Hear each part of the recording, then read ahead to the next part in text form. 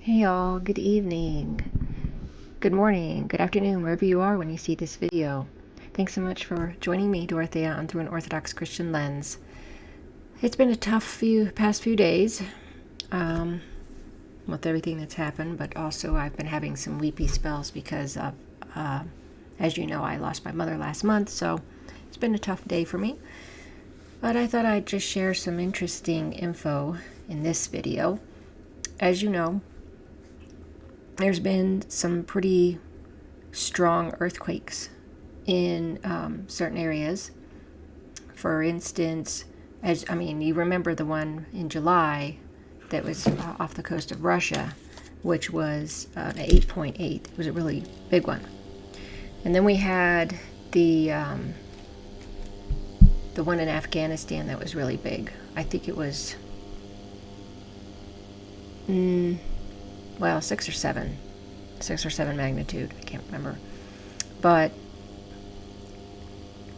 it actually had 3, so I guess aftershocks, I guess, over the week that were pretty big after that one.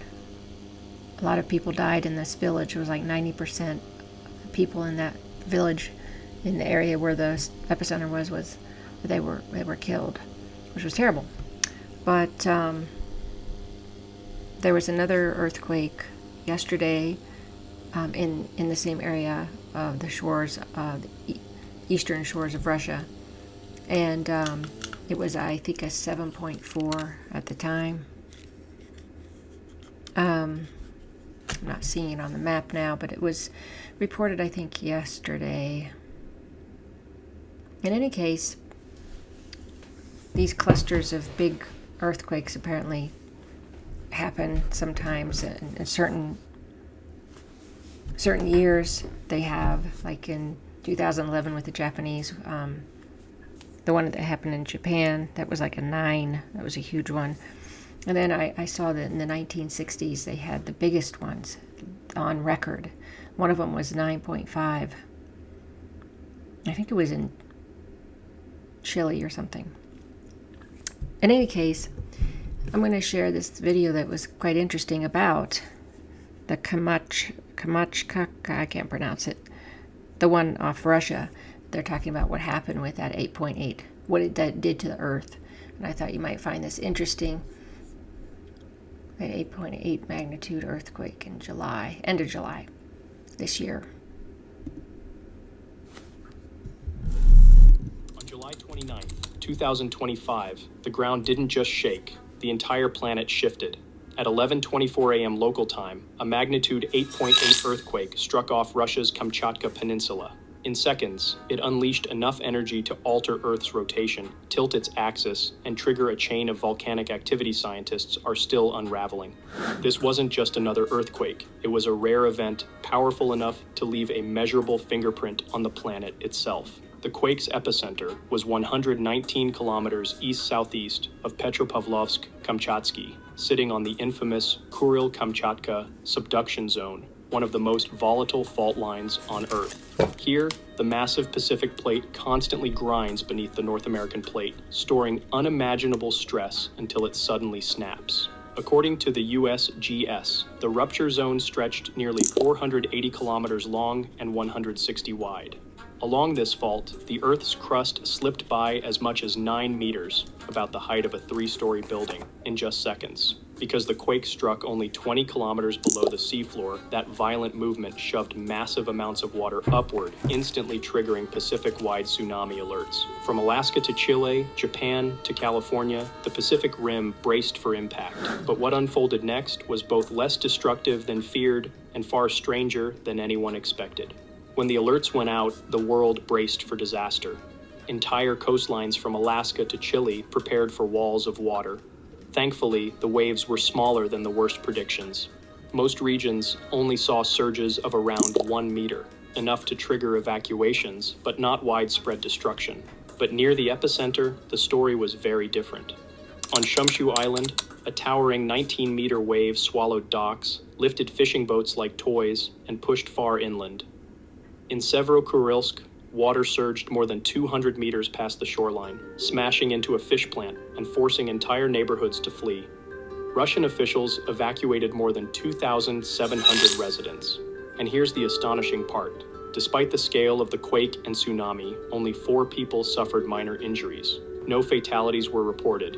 Engineers credit decades-old Soviet building codes and constant safety drills, which turned out to be a hidden safeguard against disaster. But the earthquake's reach went far beyond Russia. In Japan, hundreds of kilometers away, evacuation orders collided with a brutal heat wave. Dozens were hospitalized with heat stroke, and tragically, 1 person died in a traffic accident while trying to flee. It was a reminder that the shockwaves of a megaquake ripple through more than just the ground and water. They disrupt entire human systems. But what scientists discovered next was even more surprising. This earthquake didn't just move people, it moved the planet itself.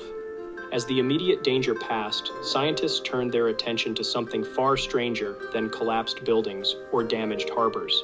The real story wasn't visible on the surface. It was buried in the numbers coming from satellites and atomic clocks. This earthquake didn't just break the crust, it shifted Earth's mass. Here's what that means. When vast amounts of rock suddenly move, the balance of the planet changes. Like a figure skater pulling in their arms to spin faster, the Earth itself began to rotate slightly quicker. In fact, the Kamchatka quake shortened the length of a day by a few microseconds, too small for us to feel, but very real to precision instruments. It also pushed Earth's figure axis, the balance point of its internal mass, into a new position. Japan's 2011 megaquake shifted it by nearly 14 centimeters.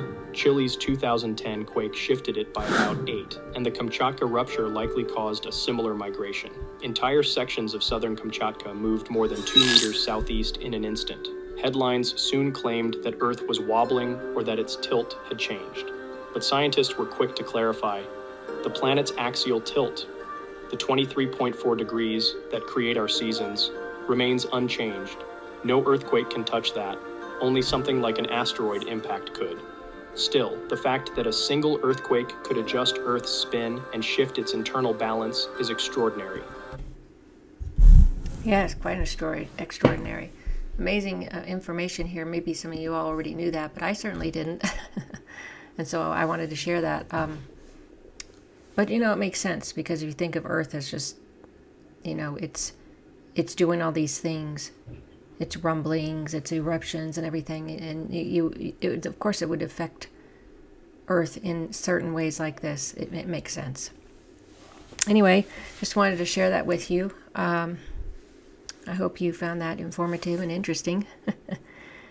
Wanted to try to talk about something different this evening because there's just so much depressing news going on. But I might be back later with some other news that may not be that great either. But, well, anyway, thanks for watching. Thanks for following my channel. Until next time.